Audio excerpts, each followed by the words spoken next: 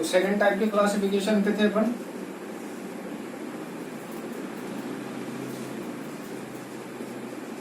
On the basis of interaction, first type का अपन देख चुके थे, है ना, बिटवीन टू फेसेस। कौन सी टू फेसेस? डिस्पर्स फेस और डिस्पर्शन मीडियम। दो तरीके से आप इसको क्लासिफाई करते हो, एक होता है lyophilic and the second one is what? Lyophobic. देखो फोबिक में क्या आ रहा है? फोबिया। फोबिया का मतलब होता है डर। किससे डर? पानी से। तो ये वाटर हेटिंग होता है या सॉल्वेंट हेटिंग होता है, जबकि ये सॉल्वेंट या वाटर लविंग होता है। और इसी बेस पे अपन सब चीजें क्लासिफाई कर देते हैं। जैसे कि मैं अगर आपसे रैंडम पूछ लूं, तो अगर मैं आपसे पूछूं कि डिस्पर्स फेस और डिस्पर्जन मीडियम में ज्यादा फोर्स ऑफ अट्रैक्शन किस में होगा, ऑब्वियस सी बात है उसमें होगा जिसमें अट्रैक्शन ज्यादा होगा, ठीक है ना। फोर्स ऑफ अट्रैक्शन उसमें ज्यादा होगा जिसमें एक दूसरे को अट्रैक्ट करने की टेंडेंसी ज्यादा होगी। अट्रैक्ट कब करेंगे? जब प्यार होगा, ऑब्वियस सी बात है ना। तो इट इज सॉल्वेंट लविंग। तो इसके बेस पे बात करूं तो इसी का उल्टा लिख देंगे लायोफोबिक के लिए, है ना। इसी का रेसिप्रोकेट कर लेना। Dispersed phase and dispersion medium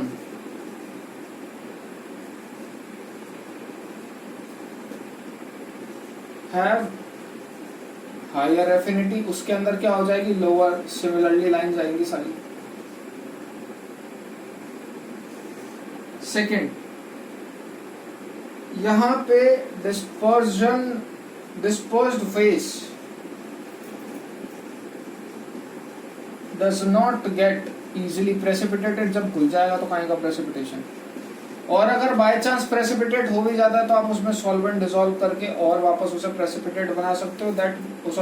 solvent dissolve करके वापस उसे सॉल्यूशन बना सकते हो। That means it is reversible in nature.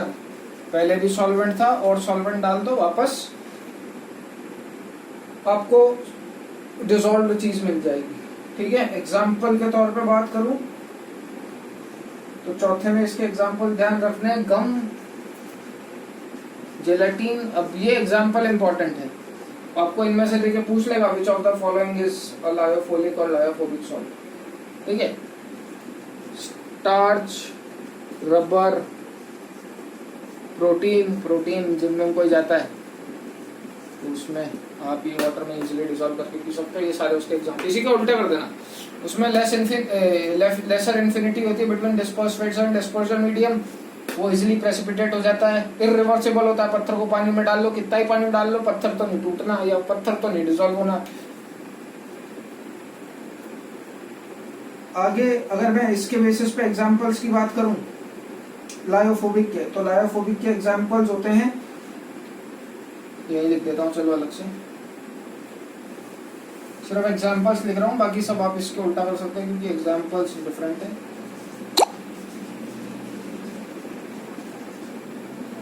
It is source of metals, simple metals and their insoluble compounds. Metals यानी कि जैसे Ag हो गया, Au हो गया और उसके इंसॉल्युबल कंपाउंड, इसके एग्जाम्पल, ठीक है। नेक्स्ट क्लासिफिकेशन की बात करेंगे तो नेक्स्ट अपन क्लासिफाई करेंगे on the basis of size.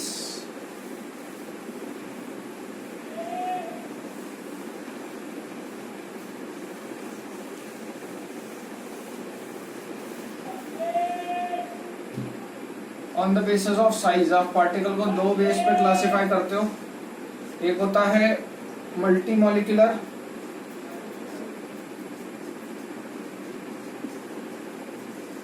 और एक होता है मैक्रो।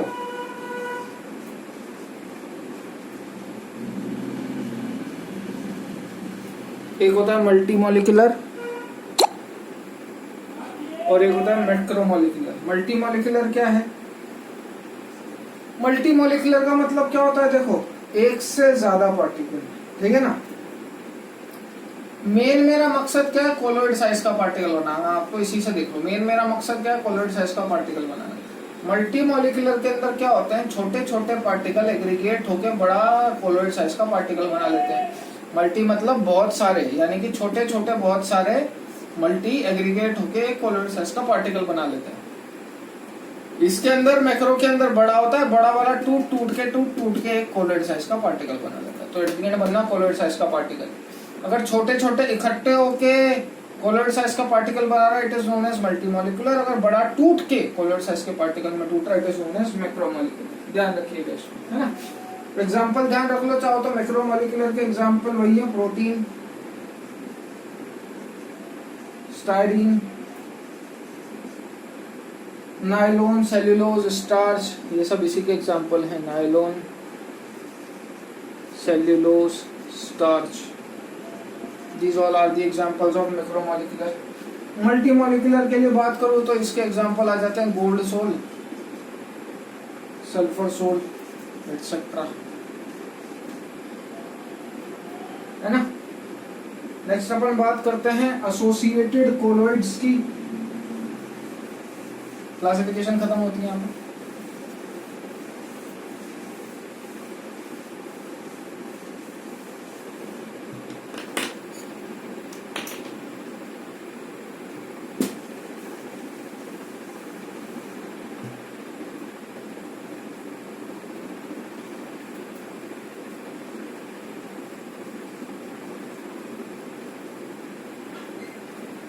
मिशेल्स भी बोलते हैं भैया इसे, MICELLES, है ना।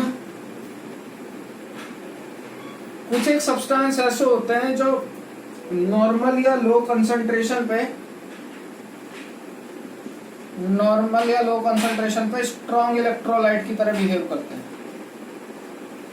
नॉर्मल या लो कंसंट्रेशन पे स्ट्रॉन्ग इलेक्ट्रोलाइट के लिए बिहेव करते हैं, लेकिन जैसे ही आप उनका टेम्परेचर बढ़ा देते हो, ये सारे पार्टिकल एग्रीगेट होना चालू होते हैं। और एग्रीगेट क्यों होते थे? To form a colloidal size particle. और इसी एग्रीगेटेड पार्टिकल को अपन क्या बोलते हैं? मिशेल। इसी एग्रीगेटेड पार्टिकल को अपन क्या बोलते हैं? मिशेल। रिपीट कर देता हूँ। कुछ एक पार्टिकल लो कॉन्सेंट्रेशन पे स्ट्रॉन्ग इलेक्ट्रोलाइट की तरह एक्ट करते हैं, यानी कि वो पूरी तरीके से टूट जाते हैं, लेकिन जैसे ही आप टेम्परेचर बढ़ाते हो, they start aggregating with each other. टूटने की बजाय जुड़ना चालू हो जाते हैं। टेम्परेचर बढ़ाने पे जुड़ना चालू हो जाते हैं, तो एक कोलोइडल साइज का पार्टिकल बन जाता है, उसे ही आप मिशेल बोलते हो। ठीक है ना। तो ऐसे पार्टिकल जो लो कॉन्सेंट्रेशन पे तो टूट जाए, लेकिन टेम्परेचर बढ़ाने पे एग्रीगेट होने लग जाए, नोन एज मिशेल। खत्म। अगली बात करें क्राफ्ट टेम्परेचर की, तो देखो मैंने टेम्परेचर बोला, उसमें temperature, then what is craft temperature?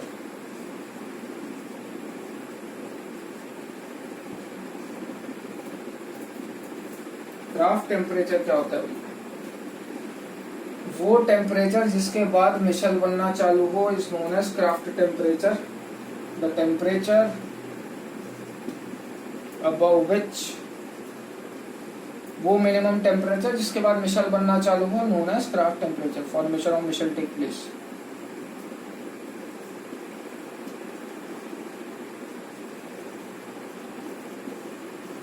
And what is critical Michel concentration? Similarly, वो मिनिमम कॉन्सेंट्रेशन जिसके बाद मिशेल बनना चालू हो is known as critical micelle concentration. लिख ही लेंगे आप, डेफिनेशन लिख देता हूँ। चलो, मिनिमम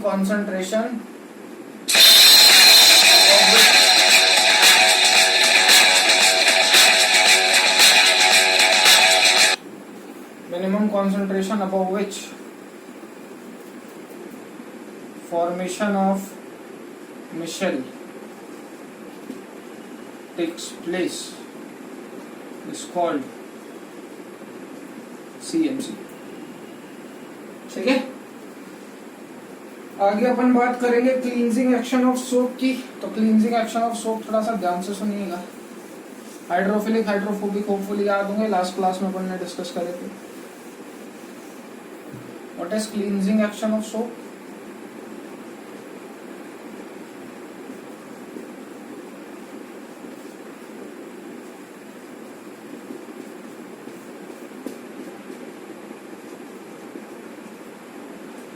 तो देखो, इसके बेसिकली दो एंड होते हैं। सोप के, डिटर्जेंट के दो एंड होते हैं।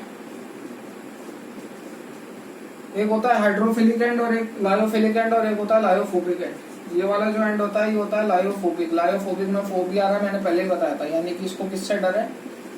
पानी से, लेकिन इसको पानी से प्यार है। ये है लायोफिलिक एंड। ये होता है लायोफोबिक और ये होता है लायोफिलिक। क्यों है इसको पानी से प्यार भैया? क्योंकि ये है polar in nature. Water is also polar in nature, तो polar dissolves in polar, like dissolve like का कॉन्सेप्ट है ना, इसलिए ये पानी से प्यार करता है। तो दिक्कत क्या है मैं आपको सीधे सीधे एक बार में बता देता हूँ, कपड़ा साफ कैसे होता है। ध्यान रखिएगा, एक एंड लायोफिलिक होता है, एक एंड लायोफोबिक। ये आपका कपड़ा है,